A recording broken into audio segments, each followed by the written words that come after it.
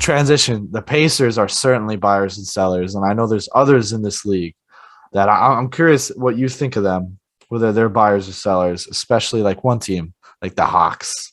They buying or selling this offseason? Man, the Hawks, they have to buy. They're in such bad shape right now. They're like 17 and 22. Oh man, like what a disappointment. It's just making everybody think they were a fluke last year. And they got to do something. They've got enough solid players where they could turn a couple of guys like Cam Reddish, maybe DeAndre Hunter, Bojan Bogdanovic, and picks into like a solid star, maybe, or cusp star type player. Like that's what they need. I don't know who's out there that they can get like that. Maybe it's Tobias Harris, maybe it's Marcus Morris, but regardless, they got to get a guy who can take some of the load off of Trae Young. Yeah, I Especially certainly on think they're defense buyers. too. Yeah, I think they're in the market for guys like Ben Simmons. I think they're in the market for guys like De'Aaron Fox, who we've talked about. There's maybe CJ McCollum. They just need a clear number two on that team, and they have Gallinari's salary. They can toss together some of their young players like Reddish. They also have picks and stuff. So I'm not surprised. They certainly have all the tools. They have all the things to be sellers, but they have buyers. So they have a lot of contracts they can put together. Yeah. No, So they can't be sellers. Not no. after last year. They can't immediately be out of playoffs. So I guess it depends on how things progress here this next month. Like if over the next month they end up being like 10 games under 500 by the time the trade deadline comes around, they might be sellers. But if they're still 6 games under 500 at the most, I think they're definitely buyers. Yeah, yeah. I think there's the 76ers like to think they're buyers. I'm imagine where they're like we're going to pull in more stars, but I certainly see them as sellers. I mean, especially now with the news of Tobias. Yeah, I don't think they're going to get back 2 stars back for what they're giving out. Maybe, like I said, they're guaranteed probably a star and some filler. I think they're certainly in a form of sellers. I mean, they'll be buying and selling, but overall, I think you'll see that they've sold off their team. Yeah, I think when they really decide they're ready to buy and go after a championship again, that's when they need to pull a trigger on a Ben Simmons trade. So until they do that, I see them as sellers as well. That'd be now though. I think they're ready now. Joel's in his prime. You certainly have They decent should. players like Curry, Yeah. Korkmaz, not Kork, Yeah, I mean, but Curry's having Maxi's a really career good. season. Yeah, he is. Doesn't make sense to just waste a year of Joel Embiid's prime, knowing the pot with him, but Mhm.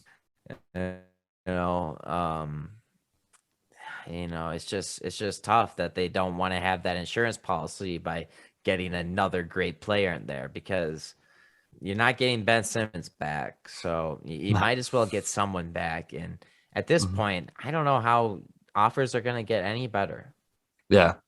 Um, I have a few people.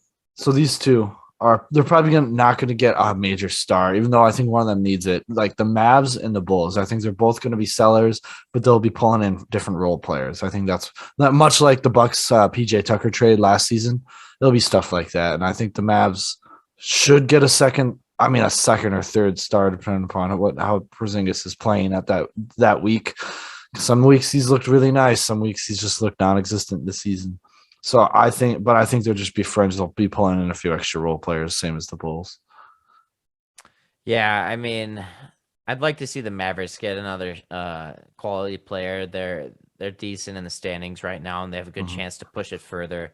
I could see them getting a player like a Marcus Morris, someone who Yeah. doesn't move the needle super far, but is a 20-point per game possibility type of guy. Or maybe they go really low and they just get like a Terrence Ross or something. I mean, Terrence could help him. I like Terrence. He's a cool guy. I thought I've met him. I think the Hornets, believe it or not, are going to be sellers. I mean, they've shown success, but I think they have the talent. I think they're going to not be able to pull a star in for Gordon Hayward. I mean, they can. Miles Bridges is an unrestricted free agent, so you could see him getting attached to a team, a winning team, because it seemed it would be a very Hornets move to trade away Miles Bridges as he has this breakout season, just because they're trying to save some money. But I certainly think they'll be sellers. I don't see them buying in or pulling in a star better than any player they already have. Yeah, I think they've already done a lot of the player acquisition, unless they're able to bring in someone at the center position, like a Miles Turner or a Domantas Sabonis. I don't see them Mhm. probably trading for someone anybody crazy good, but I don't see them like selling either. I would just see them standing pat. Like, no way they trade Miles Bridges. Maybe they trade PJ Washington just because of the redundancy and wanting to get something quality back for him. But I don't know. I think it's really they're just looking for a solid big if one becomes available for the right price. Yeah, I can see that too. But I mean, I don't. Maybe a fringe buyer, but I mean, I still think if anything they're gonna do, they're gonna sell rather than buy. Kings, we talked about that. They're gonna be sellers. I mean, they have a lot there that they just have to figure out. It's not working. Didn't even push them to the playoffs. I think it's time for a minor reload. Give the time to the guards that you have. Let them experience a little more. Pull up, be really bad. Get Mitchell to set two guard. Tyrese maybe the one guard. Trade away Heald and Fox, something like that. Yeah. Yeah, I Uh, can see that making sense. I mean, it's kind of like one era versus the other. Like, yeah, it's only a couple of years separating those guys, but realistically, I'm pretty sure this is like De'Aaron Fox's seventh season with them. mhm.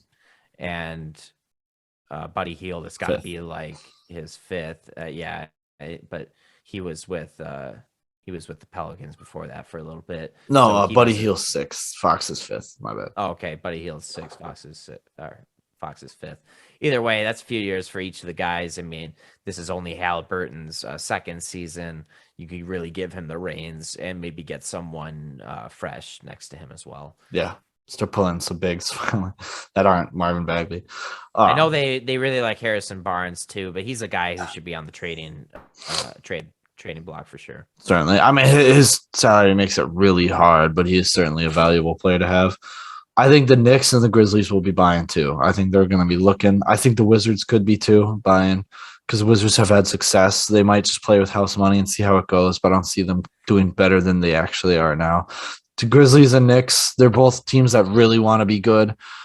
Grizzlies are really good. We'll talk about them later, but I think they're just one star away from being something more. Yeah, I think I see the Timberwolves standing pat this year. Mhm. The only way I see them doing a trade is if they trade Jaden McDaniels and maybe a pick for someone and maybe Malik Beasley. But honestly, at this rate, Malik Beasley's value is pretty low. He hasn't been playing very well this season. He hasn't been shooting as well. He's had a couple games where he's played well, but for the Yeah. most part, he's been outplayed by Jalen Noel. Yeah. Um, Yeah. and then in terms of Jaden McDaniels, like, we like him. I think we'd like to see him do a bit more, possibly. I don't know necessarily if trading him is even going to get us like a great player in a package anyway. So it's questionable if that's worthwhile for the Wolves to do. Yeah, I think the Wolves aren't going to make any trades unless it's John Collins or Ben Simmons. Maybe that's best hope, but if those two aren't getting traded to the Wolves won't make any trade.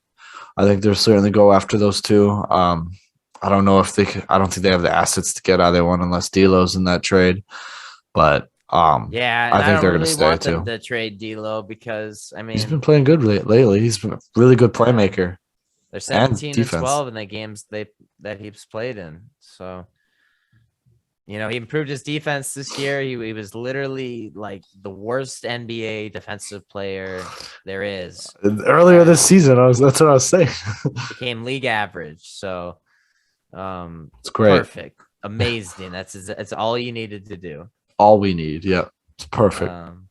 So yeah, I mean, I don't know. Other than that, like there's the obvious buyers, like Nets are probably going to trade for someone. Lakers are buyers, but they're also desperately trying to find someone to take Russell Westbrook. Um, Yeah. the Clippers are sellers this year, I believe. It looks like Paul George is going to be injured potentially for a bit now, and Like 2 more you know, weeks. yeah. But if that gets worse at all, I don't know. We'll see if Kawhi ends up coming back this year. Mhm. So yeah, I mean that's kind of where we're at. We've got a lot of interesting shakeup around the league. Just looking at the power rankings, I definitely did not expect this year to see Memphis Grizzlies in the top 5. Years ago, thinking about the Milwaukee Bucks being this good, I would have told you no way. But hey, small markets are dominating now, and I love to see it. Love to see it.